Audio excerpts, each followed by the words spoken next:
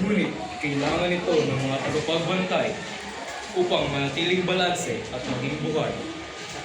Kayo ang magbibigay ng init at diwan. Kayo naman, tubig.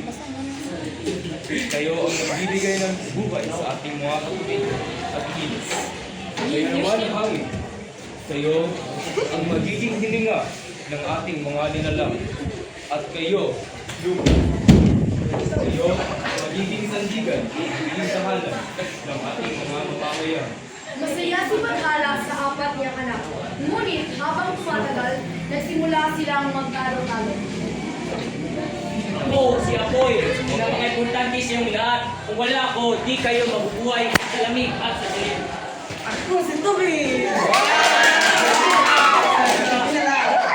Ano si Hangin? Ang bibigay niya sa inyo mga nilalang. Pero ako ang ginatayuan at ako ang nagbibigay ng daanan sa lahat. Nag-away-away silang apat dahil sa kanilang magkakaibang pananaw at sa kanilang ay nagsimula. Nagkaroon ng sinasarundo.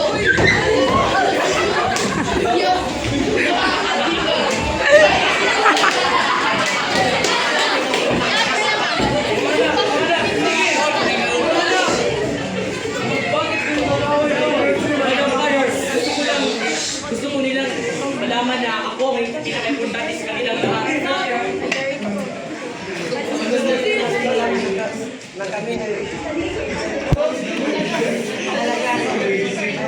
Alam niyo ba mga anak? Ginawa ko kayo upang maging balanse ang mundo. Hindi ko kayo ginawa para mag-away-away. Lahat kayo ay mahalaga. Walang lamang. Nakayoko ang mga patriya. Naisip nila ang mga nangyari Dude, sa hawa, dude. kanilang pag-away-away. Naintindihan nila ngayon na kahit magkaiba sila ng kapangyarihan at pananaw, pareho sila ang mahalaga sa mundo. Ito ang nananyo mga anak. Ang pagkakaiba ay magbuklod at hindi maghiwalay.